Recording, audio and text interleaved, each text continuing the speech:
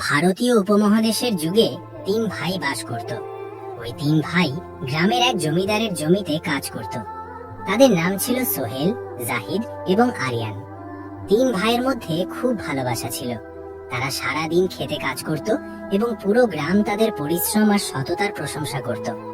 যখনই তাদের কথা উঠত, লোকে তাদের তিন ভাই নামে ডাকত। আসলে তারা কি সত্যিই ভাই ছিল? তারা ছিল হারিয়ে যাওয়া মুসাফির, যারা অনেক দিন ধরে একসঙ্গে থাকতো এবং কাজ করত। তারা একজন একজন করে একে অপরের সাথে পরিচিত হয়েছিল। তাদের মা বাবা, তাদের পূর্বপুরুষ, এমনকি তাদের স্ত্রী সন্তানদেরও কোনো খবর ছিল না, কিন্তু তারা দীর্ঘদিন ধরে একসাথেই থাকতো। গ্রামের নতুন প্রজন্ম তো জানতই না যে তারা আসলে ভাই কিনা। সোহেল, জাহিদ এবং আরিয়ান সারা দিন খেতে কাজ করত। তাদের কোনো থাকার জায়গা ছিল না, তাই তারা ওই জমির মাঝখানে তিনটে কুঁড়ে ঘর বানিয়ে নিয়েছিল। সন্ধে হতেই তারা কুঁড়ে ঘরের বাইরে একটা করে চারপাই পেতে বসে পড়ত। শীত হলে কাঠ জ্বালিয়ে আগুন পোহাতো। কাজ শেষ করার পর পুরো সন্ধে গল্প করে কেটে যেত এবং ঘুম পেলে ওখানেই ঘুমিয়ে পড়ত।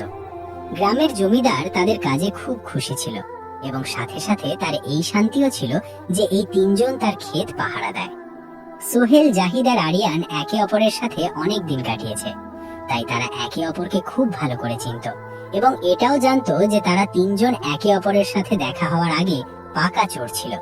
কিন্তু কখনো তারা মন খুলে এই নিয়ে কথা বলেনি, আর গ্রামের অন্য কেউ এই ব্যাপারে বিন্দু বিসর্গ জানতো না।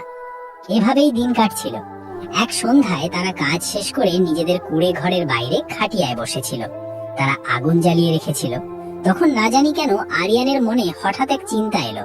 ভাই, আমরা এতদিন ধরে একসাথে থাকছি এবং আমরা একে অপরকে খুব ভালো করে চিনি।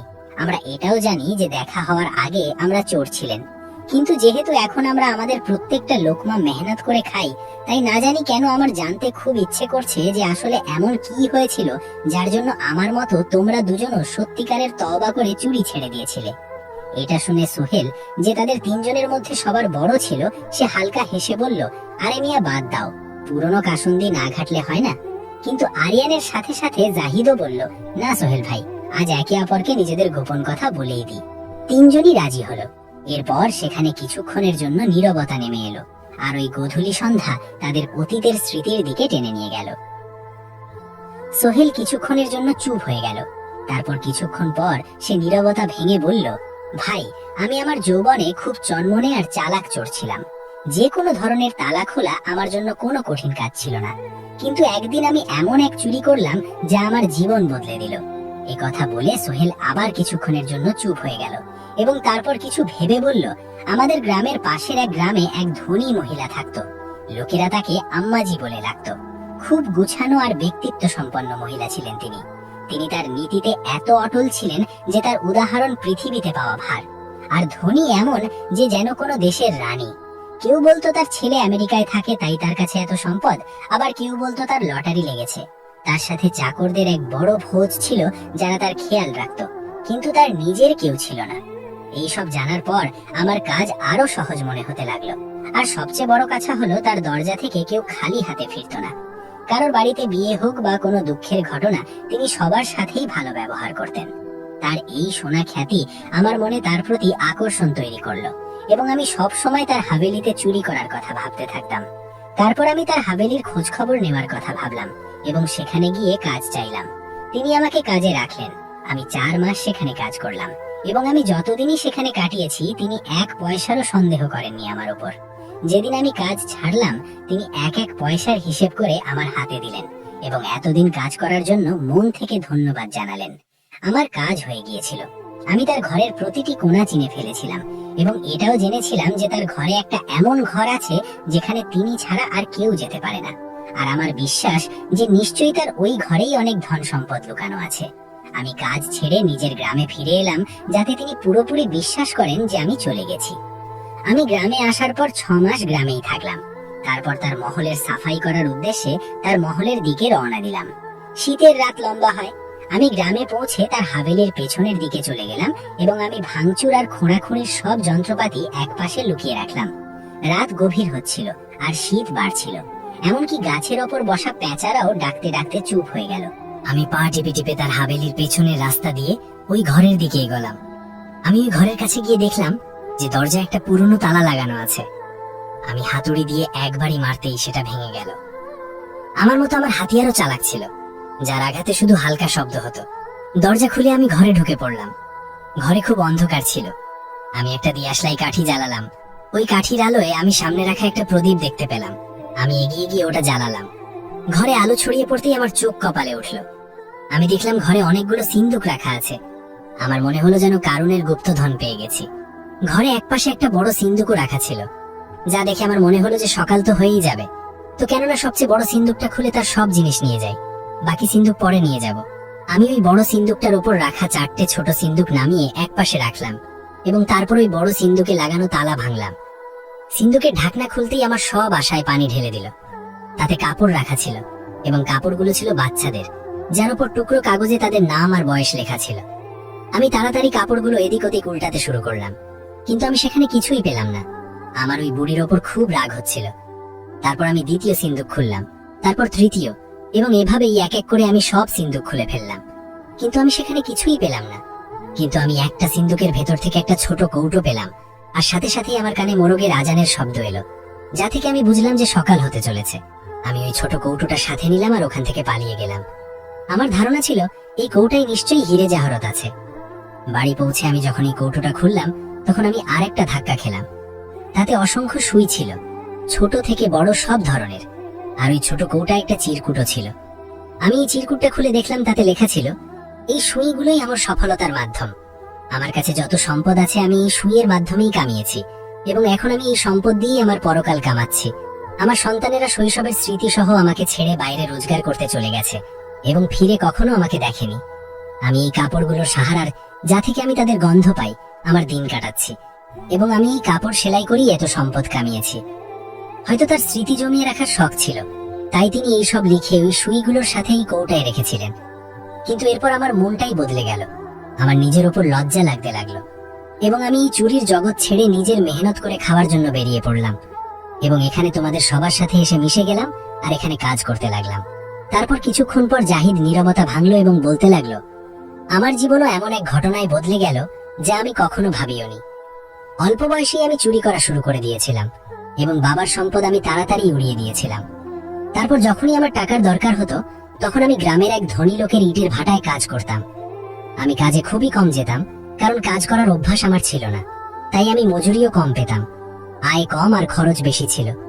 এখন এই সমস্যার সমাধানের জন্য আমি একটা পথ বেছে নিলাম, আর সেটা ছিল চুরির পথ। আমি ছোটখাটো চুরি করতাম, আর এতেই আমার কাজ হয়ে যেত, এবং খুব কমই কাজে যেতাম। একদিন আমার সাথের শ্রমিকরা কথা বলছিল যে ভাটার মালিক এত ধনী, কিন্তু তবুও সে একটা ছোট বাড়িতে থাকে। আরেকজন বলল যে আমি তো শুনেছি সে তার সব সম্পদ তার ভাটার পেছনে নিজের জমিতে লুকিয়ে রেখেছে। এটা শুনে আমার চোখ চকচক করে উঠল। ব্যাস, আর কি ছিল। আমি সন্ধ্যায় কাজ শেষ করে মালিকের কাছে গেলাম। আমাকে জমিতে কাজ করার জন্য রাখুন, ভাটার কাজ আমার দ্বারা হয় না। এটা শুনে সে সাথে সাথে আমাকে সেখানে কাজে রেখে দিল। সে আখ চাষ করেছিল। আমি সেখানে কাজ কম করতাম আর মাটি খুঁড়তে বেশি। আমার শুধু তার সম্পদের লোভ ছিল।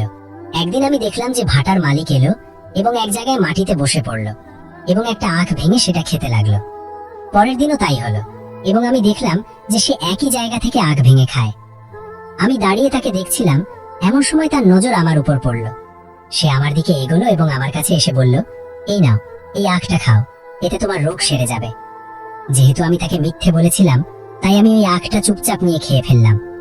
পরের দিনও সে আমাকে আখ দিল। আমার আর সহ্য হলো না। আমার মনে সন্দেহ হলো যে নিশ্চয়ই এখানে কোনো বিশেষ ব্যাপার আছে।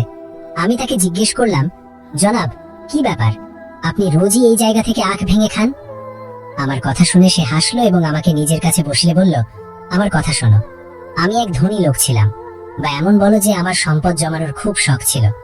তাই আমি অনেক সোনার মুদ্রা, সোনার ইট এবং অনেক কিছু জমিয়েছিলাম, এবং আমি এই সব সম্পদ একটা ঘরে জমা করেছিলাম। তারপর আমি ভাবলাম যে সম্পদের নিরাপত্তার জন্য কোনো পাহারাদার থাকা উচিত। তারপর আমার এটাও মনে হলো যে কোনো মানুষই এর পাহারা সততার সাথে দিতে পারবে না।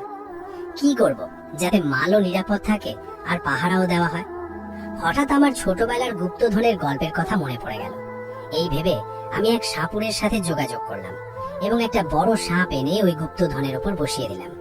আমি খুব খুশি ছিলাম যে আমার গুপ্তধন নিরাপদ হয়ে গেল। তারপর ধীরে ধীরে দিন কাটতে লাগলো আর না জানি কেন আমার শ্বাসকষ্টের রোগ হলো, এবং তারপর আমার রোগ বাড়তেই থাকলো। আমি আমার মৃত্যু কাছে দেখতে পাচ্ছিলাম, এবং আমার নিজের কেউ ছিল না যে আমার দেখাশোনা করবে। একদিন আমাকে এক বুজুর্গ বললেন, বাবা, তুই তোর জানের সাদকা দিয়ে দে, গরিবদের সাহায্য কর, এবং নিজের মন থেকে দুনিয়াবি সম্পদের লোভ দূর কর। সম্পদে কি আছে, সেটা তো তুই আবার কামাতে পারবি, আল্লাহ তোর ভালো করবেন। আমার ওই বুজুর্গের কথা খুব ভালো লাগলো, এবং আমি বাড়ি ফিরে এলাম। আমি গুপ্তধনের ঘরে গেলাম তো আমি অবাক হয়ে গেলাম, কারণ সেও আমাকে রাগের দৃষ্টিতে দেখছিল। আমি কৌশলে সাপটাকে মেরে ফেললাম এবং তাকে গ্রামের গরিব লোকের জমিতে দাফন করে দিলাম, এবং আমি আমার সম্পদের 90% গরিবদের মধ্যে বিলিয়ে দিলাম। কারো সাহায্য করলাম এবং কাউকে সাদকা দিলাম। তারপর একদিন আমি এক কবিরাজের কাছে গেলাম। আমার রোগ অনেক বেড়ে গিয়েছিল। আমি কবিরাজ সাহেবের কাছে গেলাম তো কবিরাজ সাহেব বললেন, তোমার রোগ এখন চিকিৎসার বাইরে চলে গেছে, তুমি খুব বেশি হলে আর 1 মাস বাঁচবে। আমি খুব কষ্ট পেলাম। জীবন কার প্রিয় নয়? আমি নিরাশার মধ্যে হাঁটতে হাঁটতে আসছিলাম। হাঁটতে হাঁটতে আমার শ্বাস বন্ধ হয়ে আসছিল, এবং তখনই আমি একটা আখের ক্ষেত দেখতে পেলাম। আমি কাছে গিয়ে ক্ষেতের মালিককে বললাম, ভাই, আমি হাঁপানি রোগী এবং অল্প কিছুদিনের মেহমান। এখান দিয়ে যাওয়ার সময় তোমার ক্ষেত দেখলাম, তো আমার আখ খেতে মন চাইল। যদি তোমার অনুমতি হয় তবে আমি একটা আখ ভেঙে খেয়ে নিই। ওই ভালো মানুষটি বললেন, ভাই, যত খুশি তুমি খেয়ে নাও।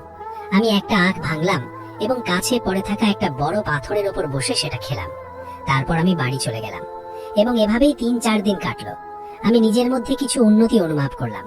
আমার শ্বাসও ঠিক ছিল এবং শরীরও সুস্থ মনে হচ্ছিল। আমি এই অবস্থায় অবাক ছিলাম। আমি ভাবলাম যে কেননা আমি কবিরাজ সাহেবের কাছে গিয়ে তার সাথে দেখা করি। আমি তার কাছে গেলাম।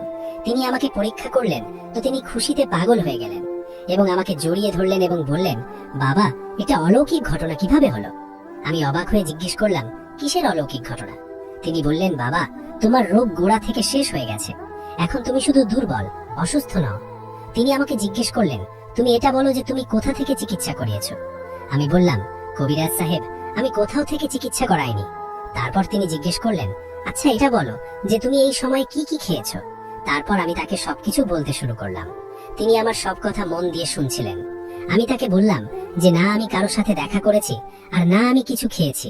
তবে যেদিন আপনার সাথে দেখা করেছিলাম, আপনার সাথে দেখা করার পর আমি এখান থেকে বাড়ি ফিরছিলাম। পথে আমি একটা আখ ভেঙে খেয়েছিলাম। যখন আমি আখের কথা বললাম, তখন তিনি আমাকে বললেন, বলো তুমি ওই আখ কোথা থেকে ভেঙেছিলে? আমাকে ওই জায়গায় নিয়ে চলো। আমি তাকে ওই জায়গায় নিয়ে গেলাম। সেখানে পৌঁছে আমি ওই পাথর দেখলাম যেখানে বসে আমি আখ খেয়েছিলাম। কবিরাজ সাহেব সেখানে পৌঁছে ওই জায়গা খোঁড়া শুরু করলেন যেখান থেকে আমি আখ ভেঙেছিলাম। কিছুক্ষণ খোঁড়ার পর ওই মাটির নিচ থেকে একটা মরা সাপ বেরিয়ে এলো। আমি সাপটাকে দেখলাম তো আমি চিনে ফেললাম যে এটা তো ওই মরা সাপ যেটা আমার গুপ্তধনের পাহারাদার ছিল, আর এই পাথর ওই জায়গার চিহ্ন ছিল। এটা দেখে ওই কবিরাজ সাহেব বললেন, বাবা, তোমার রোগের একমাত্র ওষুধ এই সাপ থেকে তৈরি করা ওষুধ ছিল, কিন্তু এই সাপ পাওয়া অসম্ভব ছিল এবং তোমার কাছে সময় কম ছিল, তাই আমি তোমাকে চিকিৎসার বাইরে বলে দিয়েছিলাম। কিন্তু যাকে আল্লাহ রাখেন তাকে কেউ ক্ষতি করতে পারে না। এটা আমার ওই নেকির ফল ছিল যা আমার আরোগ্যের কারণ হলো। ব্যাস, আমি কঠোর পরিশ্রম করে আমার জমিতে আখ চাষ করলাম, এবং আমি তার সাথে সাথে দ্বিগুণ টাকা দিয়ে এই জমিও কিনে নিলাম যেখানে আমি সাপ দাফন করেছিলাম। তাই আমি তোমাকেও এখান থেকে আখ ভেঙে দিলাম। তার ঘটনা আমার মনে গেঁথে গেল, এবং আমি সবকিছু সত্যি সত্যি তাকে বলে দিলাম। এবং তারপর আমি সেখান থেকে চলে এলাম এবং আর কখনো চুরি না করার সিদ্ধান্ত নিলাম, কারণ আল্লাহর সন্তুষ্টির চেয়ে বড় আর কিছুই নেই। সোহেল আর জাহিদ এটা শুনে খুব খুশি হলো, এবং তারপর আরিয়ানের পালা এলো। রাত অনেক হয়ে গিয়েছিল, তাই তারা নিজেদের খাটিয়ায় শুয়ে ঘুমিয়ে পড়ল এবং সকাল হতেই নিজেদের কাজে চলে গেল। সারাদিন কাজ করার পর সন্ধ্যায় আবার তারা নিজেদের খাটিয়ায় এলো। সোহেল আর জাহিদ এখন অধীর আগ্রহে আরিয়ানের গল্প শোনার অপেক্ষা করতে লাগলো, যে আসলে তার সাথেও এমন কি হয়েছিল যার জন্য সেও চুরি করা থেকে সত্যিকারের তওবা করে নিল। আরিয়ান এক গ্লাস করে লাচ্ছি তার পাতানো ভাইদের হাতে দিল এবং এক দীর্ঘশ্বাস নিয়ে তার গল্প বলা শুরু করলো। ভাই, আমি কোনো গ্রামে নয়, বরং এক শহরে থাকতাম। আমি এক হকারের সাথে থেকে কাজ করতাম। আমরা 3-4 জন মিলে একটা ভাড়া বাড়িতে থাকতাম। তার যা ভাড়া হতো আমরা 3-4 জন মিলে তা দিয়ে দিতাম। ভাড়া বেশি ছিল না, কিন্তু আমার আয় খুব কম ছিল, তাই আমি আমার মালিকের টাকা থেকে কিছু টাকা চুরি করতাম এবং তাছাড়াও ছোটখাটো চুরি করে নিতাম। কিছুদিন তো এভাবেই কেটে গেল। তারপর আমাদের ওপরের বাড়িতে এক যুবক থাকার জন্য এলো। কিছুদিনের মধ্যেই আমার তার সাথে ভালো জানাশোনা হয়ে গেল। তারপর আমি জানতে পারলাম যে সে কোনো কাজ করে না, কিন্তু 1 নম্বরের ফুর্তিবাজ ছিল। সব ওই কাজ করতো যা আমাদের সমাজে নিষিদ্ধ। আমি প্রায়ই ভাবতাম যে এর কাছে টাকা কোথা থেকে আসে। তারপর আমি খোঁজ নিয়ে জানতে পারলাম যে আসলে সে এক ধনী বাবার ছেলে। তারপর আমি তাকে আমার পরের শিকার বানানোর পাকা সিদ্ধান্ত নিলাম, এবং তারপর যেন ভাগ্য আমার এই কথা পছন্দ করে নিল। পরের দিন এক অপরিচিত লোক এসে আমাকে জানালো যে রেহান তোমার জন্য এক খবর পাঠিয়েছে যে কাল রাতে সে এক মদের আড্ডা থেকে ধরা পড়েছে এবং হাজতে বন্দী আছে। সে তার বাবার ঠিকানা তোমাকে পাঠিয়েছে এবং সে চায় যে তুমি তার বাবার কাছে গিয়ে তার জন্য কিছু টাকা নিয়ে এসো। আমার তো যেন ঈদ হয়ে গেল। আমার স্বপ্ন বাস্তবে রূপ নিচ্ছে বলে আমার চোখের সামনে ভাসছিল। আমি পরের দিনই তার গ্রামে পৌঁছে গেলাম। সেখানে পৌঁছে আমি জানতে পারলাম যে তার বাবা এক সেনা অফিসার ছিলেন, যার 4 ছেলে, এবং তারা শুধু তাদের বাবার সম্পত্তির ওপরই ফুর্তি করে। আমি সুযোগের সদ্ব্যবহার করার কথা ভাবলাম। আমি ভাবলাম কেননা রেহানের সাথে সাথে নিজের জন্য কিছু টাকা আদায় করা যাক। তাই আমি তাদের কাছে যাওয়ার বদলে মসজিদে থেকে গেলাম, এবং তারপর পরের দিন রেহানের বাবার কাছে গেলাম এবং তাকে সবকিছু বলে দিলাম। তিনি আমার কথা শুনে কেঁদে ফেললেন এবং তার চোখ দিয়ে পানি পড়তে লাগলো। তিনি সেখান থেকে উঠলেন এবং নিজের চোখের পানি মুছতে মুছতে বাইরে বেরিয়ে গেলেন। আমার খুব অবাক লাগলো। আমার মনে হলো যে তিনি ব্যাংকে গেছেন। আমি এই ব্যাপারটা দেখার জন্য তার পিছু পিছু চলতে লাগলাম। তিনি একটা বাসে চড়লেন, আমিও নিজের মুখ ঢেকে ওই একই বাসে চড়লাম। বাস চলতে চলতে অন্য গ্রামে পৌঁছে গেল। অন্য গ্রামে পৌঁছে রেহানের বাবা এক কবরস্থানে পৌঁছে গেলেন। সেখানে এক কোনায় এক দেওয়ালের সাথে একটা গাছের ছায়ায় 3টে ছোট ছোট কবর ছিল। তিনি ওই কবরগুলোর কাছে গিয়ে দাঁড়িয়ে গেলেন। আমিও এইসব দৃশ্য লুকিয়ে দেখছিলাম। তারপর তিনি কবরগুলোর কাছে বসে তার চোখের পানি ফেলছিলেন এবং ওই কবরগুলোতে হাত বোলাচ্ছিলেন। এমনকি তার চোখের পানিতে কবরের মাটি ভিজে গেল। সন্ধে পর্যন্ত এটাই চলতে থাকলো। তারপর তিনি ফিরে এলেন এবং আমিও তার সাথে চলে এলাম। তারপর রাত কোনো মতে কেটে গেল। যখন পরের দিন সকালে আমি তার বাড়ির কাছে পৌঁছালাম, তখন তিনি একইভাবে বাসে চড়লেন এবং ওই কবরস্থানেই পৌঁছে গেলেন এবং ওই 3টে কবরের কাছে বসেই সারাদিন কাটালেন। কখনো কাঁদতেন, কখনো এই কবরগুলোর সাথে কথা বলতেন এবং কখনো হাত জোর করে ক্ষমা চাইতেন, এবং এভাবেই দ্বিতীয় দিনও কেটে গেল। আমাকে এই ব্যাপারটা ভাবাচ্ছিল এবং আমি সারা রাত ওই 3টে কবরের ব্যাপারেই ভাবতে থাকলাম। কখনো কখনো তো আমার মনে হতো যে আমি ওই কবরগুলোর কাছে যাই এবং ওগুলো খুঁড়ে দেখি যে ওগুলোতে এমন কি আছে, কিন্তু তারপর আমার ভয় লাগতো। তৃতীয় দিনও আমি তার বাড়ির কাছে পৌঁছালাম। আমি যেই তার কাছে গেলাম, তিনি আমাকে পাত্তা না দিয়ে এগিয়ে গেলেন। আমি ভাবলাম যে এ কি, ওনার তো নিজের ছেলেরই চিন্তা নেই। যাই হোক, আমিও তার পেছনে কবরস্থানে পৌঁছে গেলাম। আমি দেখছিলামই যে সেখানে 2জন লোক এলো। ওই লোকগুলো সেখান দিয়ে যাচ্ছিল, কিন্তু যেই তারা ওই লোকটাকে দেখলো, তখন তারাও সেখানে থেমে গেল এবং বলতে লাগলো, বেচারা কত বছর ধরে এখানে এই কবরগুলোর কাছে এসে কাঁদে। যখন থেকে তার ছেলেরা খারাপ পথে গেছে, তখন থেকে এর ঠিকানা এই 3টে কবরই। তাদের মধ্যে একজন বৃদ্ধ ছিলেন। তিনি বলতে লাগলেন, এ তো নিজের মা বাবার খুব বাধ্য সন্তান ছিল, এক ভালো মানুষ ছিল। এর বাবা একে সেনাবাহিনীতে ভর্তি করিয়ে দিয়েছিলেন। তাড়াতাড়ি সে খুব পদোন্নতি পেল। এর মা এর বিয়ে করিয়ে দিয়েছিলেন এবং আমাদের গ্রামের এক অত্যন্ত ভালো পরিবারের মেয়ে বউ হয়ে এসেছিল। সে বেশি পড়াশোনা জানা ছিল না, কিন্তু এত গুণবতী ছিল যে সে এর মা বাবার খুব সেবা করত এবং এর ঘরকে জান্নাত বানিয়ে দিয়েছিল। এর ঘরে এক ছেলে হলো। যখন দ্বিতীয় ছেলের জন্মের সময় এলো, তখন এ তার স্ত্রীর কাছে ইচ্ছা প্রকাশ করলো। এ চাইছিল যে এর ঘরে শুধু ছেলের জন্ম হোক, যাতে এর বংশ এগিয়ে যেতে পারে। এর স্ত্রী বলল যে ছেলে বা মেয়ে হওয়া তার হাতে নেই, এটা তো আল্লাহ পাকের হাতে। কিন্তু এ মানল না। এর এত জিদে এর মা বাবাও বিরক্ত হয়ে গেল। কিন্তু তারপর সেটাই হলো যার ভয় ছিল। এ এক মেয়ের বাবা হলো। এ তার স্ত্রীকে খুব অপমান করলো এবং নিজের মেয়েকেই অভিশাপ দিতে থাকলো। খোদাও এর দোয়া কবুল করে নিলেন এবং না জানি কি কারণে এর মেয়ে 2 মাসেই মারা গেল। এর স্ত্রীর খুব কষ্ট হলো, কিন্তু এ খুব খুশি ছিল। 1 বছর কেটে গেল। এর স্ত্রী আবার সন্তান সম্ভবা হলো। এবারও এ জিদ ধরলো যে এবারও যেন ছেলে হয়। এর স্ত্রী বোঝাতে লাগলো যে এটা আমার হাতে নেই যে ছেলে হবে, কিন্তু এ মানল না। অবশেষে এবারও ভাগ্য নিজের ইচ্ছেই চালালো এবং আরেকবার এর ঘরে মেয়ে হলো। এখন তো এর মনে ও মাথায় ঝড় বয়ে গেল। ওই মেয়েকে খুব অভিশাপ দিল এবং খুব গালি দিল এবং এই বলে সেখান থেকে চলে গেল যে এই মেয়েকেও এর বোনের কাছে পৌঁছে দাও। এই বলে ওই বাচ্চার মা ছটপট করতে লাগলো, কিন্তু যেন এর মুখটাই কালো ছিল। যা বলল তাই হয়ে গেল। 15 দিনে ওই বাচ্চাটি মারা গেল এবং তার কবরও তার বোনের সাথেই বানিয়ে দেয়া হলো। এই ছাড়া সবাই দুঃখিত ছিল এবং তারপর এভাবেই 1 বছর কেটে গেল। এবারও এর এখানে যখন বাচ্চার জন্মের সময় এলো, এবারও এর মেয়ে হলো। ব্যাস, আর কি ছিল। তার স্ত্রীকে তালাক দিয়ে দিল এবং তাকে বাপের বাড়ি রেখে এলো। না জানি আল্লাহর কি ইচ্ছা ছিল যে 4 মাস পর ওই বাচ্চাটিও আল্লাহর কাছে চলে গেল এবং 3 বোনের কবর এখানে হয়ে গেল এবং এই সেনা অফিসার দ্বিতীয় বিয়ে করলো। এর দ্বিতীয় স্ত্রী প্রথম স্ত্রীর একদম উল্টো বের হলো। সে এর মা বাবাকে এত বিরক্ত করলো যে তারা 1 বছরের মধ্যেই মারা গেল এবং তার সাথে আল্লাহ এর মনের আশাও পূরণ করে দিলেন। একে 1-2 নয় বরং 4 ছেলে দিলেন। ছেলেদের জন্মে এর মাথা খুশি আর গর্বে উঁচু হয়ে গেল। কিন্তু আফসোস, এই নিজে তো ডিউটিতে থাকতো, কিন্তু এর স্ত্রী যেমন নিজে ছিল সে ওভাবেই বাচ্চাদের বড় করলো। সে তাদের কোনো কাজের উপযুক্ত করলো না এবং বাকিটুকু এর সম্পদ করে দিল। ওই 4 ছেলে মদ্যপান এবং অন্যান্য খারাপ কাজে জড়িয়ে পড়ল। তারা এর এক টাকা নষ্ট করে দিল, এমনকি এর জন্য কিছুই রাখলো না। এমনকি এই যে সম্মান কামিয়েছিল সেটাও মাটিতে মিশিয়ে দিল। এখন এর নিজের মেয়েদের এবং নিজের ভুলের উপলব্ধি হয়েছে। এখন এর নিজের ছেলেদের কোনো দরকার নেই।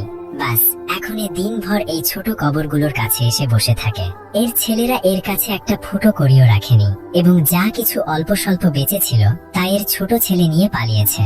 বাস আমার এইসব শুনে খুব আফসোস হলো। ওই 3 ছোট কবরের বাস্তবতা আমাকে ভেতর থেকে নাড়িয়ে দিল এবং আমার মনে হলো যেন আমার ভেতরের মানুষ জেগে উঠেছে। এখন আমি চুপচাপ সেখান থেকে ফেরার জন্য রওনা হলাম। এখন আমি বুঝে গিয়েছিলাম যে কেন তিনি রেহানের মুক্তির জন্য কিছু দেননি, কারণ তার কাছে দেওয়ার মতো কিছুই ছিল না। এর পরের দিনই আমি জানতে পারলাম যে রেহানের বাবা মারা গেছেন। এটা শুনে আমি আরো কষ্ট পেলাম এবং আমি তার জানাজার নামাজ পড়লাম। আমার সামনে এক অসহায় মানুষের লাশ ছিল, সেই মানুষ যাকে আমি লুটতে এসেছিলাম। আমার নিজের উপর খুব দুঃখ হলো। আমি সেই মুহূর্তেই চুরি করা থেকে সত্যিকারের তওবা করে নিলাম এবং সবকিছু ছেড়ে এখানে চলে এলাম। আরিয়ান এসব শোনাতে শোনাতে কাঁদতে লাগলো। এরপর ওই 3 জন সব সময় একসাথে থাকার এবং একে অপরের সাহারা হওয়ার প্রতিজ্ঞা করলো। প্রিয় বন্ধুরা, আশা করি আজকের এই সত্য ঘটনা আপনাদের ভালো লেগেছে। যদি ভিডিওটি ভালো লাগে তবে কমেন্টে জানান আপনারা কোথা থেকে আমাদেরকে দেখছেন। আমাদের চ্যানেলটি সাবস্ক্রাইব করে দেবেন। ভিডিওটি দেখার জন্য অনেক অনেক ধন্যবাদ।